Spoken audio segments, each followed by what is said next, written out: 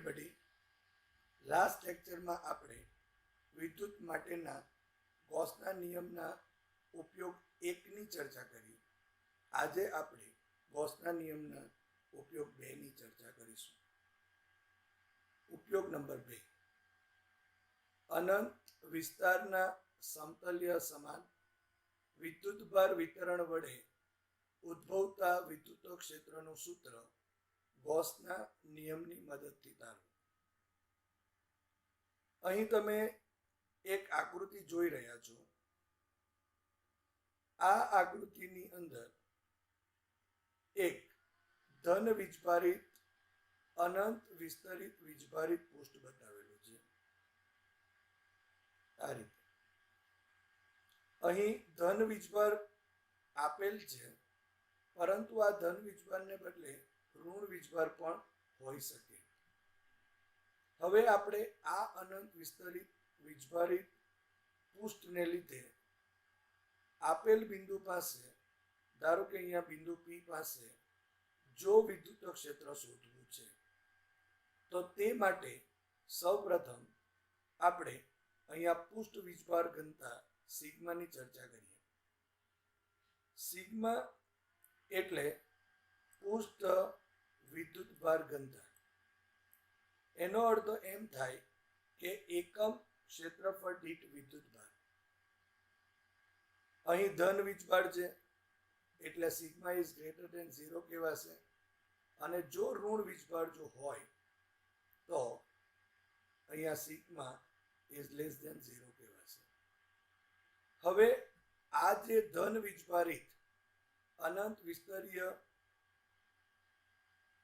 એક પૃષ્ઠ છે, એ પૃષ્ઠના લીધે અહીંયા બિંદુ P પાસે, એટલે કે અહીંયા પૃષ્ઠથી R જેટલા અંતરે આવેલા બિંદુ P પાસે વિદ્યુત ક્ષેત્ર કેટલું છે એ શોધવાનું છે. તમે અહીં સમમિતિ પરથી જોઈ શકો છો કે અહીં એક ગાઉસિયન પૃષ્ઠ લીધેલ છે. અહીં ગાઉસિયન પૃષ્ઠ એક નળાકાર ગાઉસિયન પૃષ્ઠ છે. આ રીતે સમમિતિ પરથી કહી શકાય કે સમતલની બંને બાજુ, એટલે કે આ સમતલની આ બાજુ પર, એટલે કે બિંદુ P પાસે, અને આ સમતલની બીજી બાજુ, એટલે કે P' બિંદુ પાસે જે વિદ્યુત ક્ષેત્ર હશે એ એક સમાન હશે, અને એની દિશા આ રીતે બિંદુ P પાસે બહારની તરફ અને બિંદુ P' પાસે બહારની તરફ આ રીતે હશે. પરંતુ જો આ પૃષ્ઠ પરનો વિદ્યુતભાર જો ઋણ હોય, આ રીતે જો ઋણ વિદ્યુતભાર હોય, તો આ અનંત વિસ્તરિત ઋણ વીજભારને લીધે ઉદ્ભવતું જે આ બિંદુ P પાસેનું વિદ્યુત ક્ષેત્ર એ અંદરની તરફ હોત. આ રીતે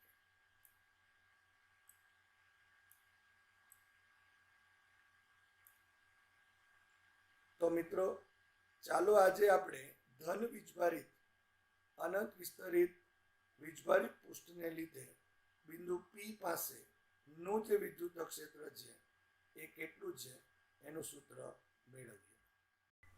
હવે આ અનંત વિસ્તરિત વીજભારિત પૃષ્ઠ ની બંને બાજુ, એટલે કે એક આ તરફ અને એક આ તરફ, એક સરખી લંબાઈનું, એટલે કે અહીંયાથી અહીંયા સુધી અને અહીંયાથી અહીંયા સુધી એક સરખી લંબાઈના બંધ નળાકાર પૃષ્ઠને ધ્યાનમાં લીધેલ છે. હવે આ પૃષ્ઠ ઉપર ની પૃષ્ઠ ઘનતા એ સિગ્મા છે, એટલે કે આ જે બંધ નળાકાર પૃષ્ઠ છે એના વડે ઘેરાયેલો કુલ વિદ્યુત ભાર, એટલે ઘેરાયેલો કુલ વિદ્યુત ભાર એ sigma q is equal to sigma into A જેટલો થશે. હવે આ આપેલ નળાકાર ગાઉસિયન પૃષ્ઠ સાથે સંકળાયેલ કુલ વિદ્યુત ફ્લક્સ શોધીએ. આ નળાકાર ગાઉસિયન પૃષ્ઠ છે એની 3 સપાટીઓ છે.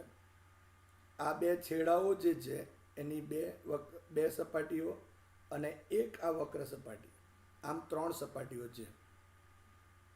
તો સૌપ્રથમ આપણે નળાકારની વક્ર સપાટી સાથે સંકળાયેલું જે વિદ્યુત ફ્લક્સ છે એના વિશે ચર્ચા કરીશું. હવે આ અનંત વિસ્તરિત વીજભારિત પૃષ્ઠ છે. એના લીધે આ P ડબલ ડેશ બિંદુ પાસે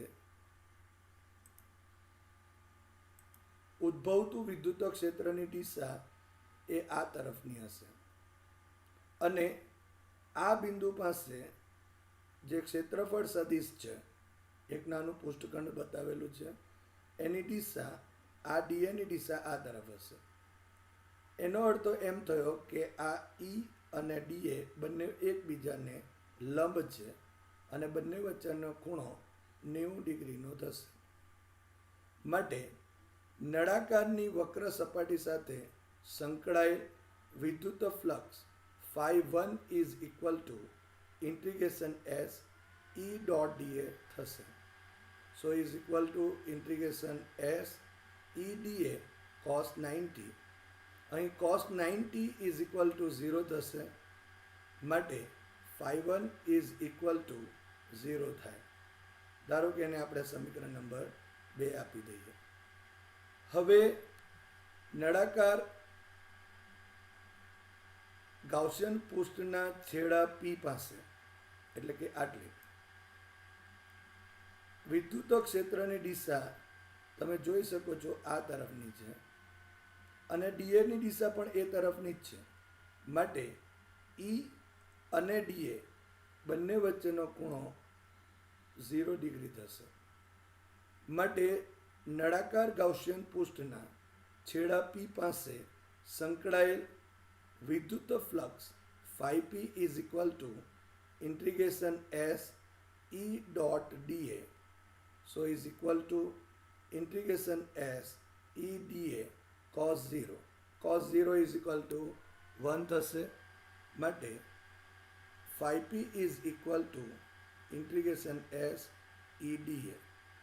અહીં ઈ સમાન છે માટે is equal to E integration S into d A. માટે integration S d A is equal to A થશે, જ્યાં એ આ જે અહીંયા આડછેદ છે એ આડછેદનું ક્ષેત્રફળ થશે. હવે એ જ રીતે બિંદુ P ડેશ પાસે તમે જોઈ શકો છો ઈની દિશા આ તરફની છે અને ડીએની દિશા પણ આ જ તરફની છે. માટે ઈ અને ડીએ વચ્ચેનો ખૂણો એ 0 ડિગ્રી થશે.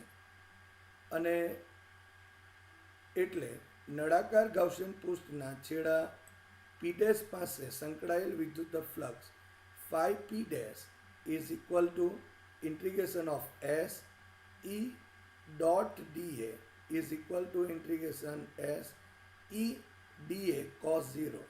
So is equal to integration S E d A is equal to E integration S into d A. ફરી પાછું integration S into d A is equal to A થશે.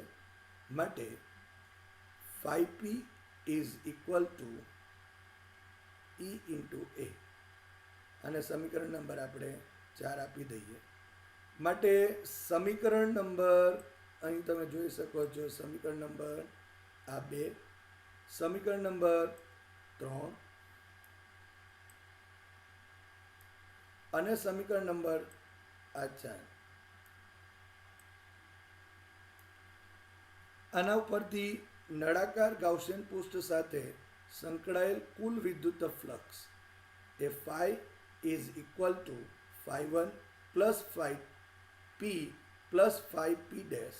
સો ઇઝ ઇક્વલ ટુ અહીંયા φ1 is equal to 0, φP is equal to E A અને φP dash is equal to also E A. So 0 plus E A plus E A. So φ is equal to 2EA જેટલું થશે. અહીં આ phi એ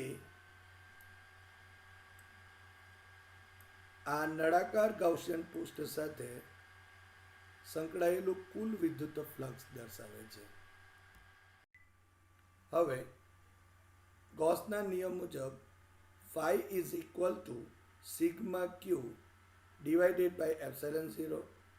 સો 2EA ફાઈની કિંમત અહીંયા સમીકરણ નંબર 5 પરથી મૂકીએ. Phi is equal to 2EA અને sigma q is equal to sigma into A divided by epsilon 0. અહીં એ અને એ કેન્સલ આઉટ થશે, માટે E બરાબર સિગ્મા ડિવાઇડેડ બાય 2 એપ્સિલોન 0 થશે. અહીં આ જે વિદ્યુત ક્ષેત્રનું સૂત્ર છે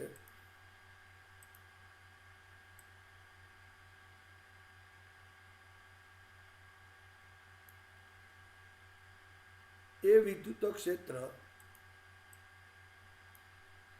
એ સમતલથી તે બિંદુના અંતર પર આધારિત નથી.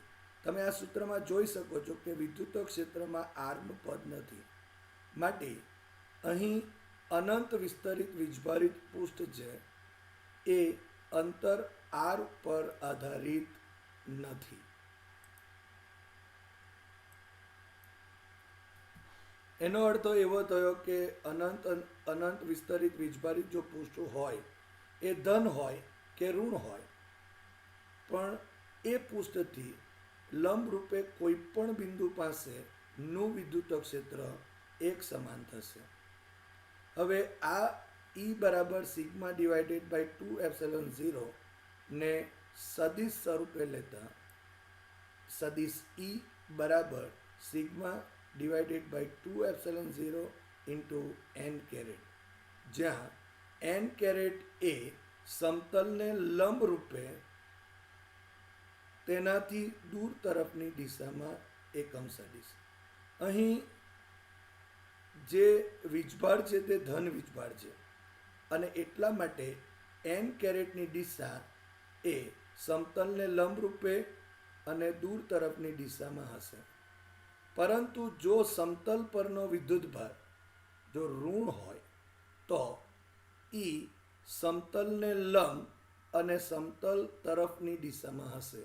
એટલે આપણે આગળ વાત કરી તે પ્રમાણે બિંદુ P પાસે વિદ્યુત ક્ષેત્રની દિશા આ રીતે હશે અને P' પાસે આ રીતે હોઈ શકે.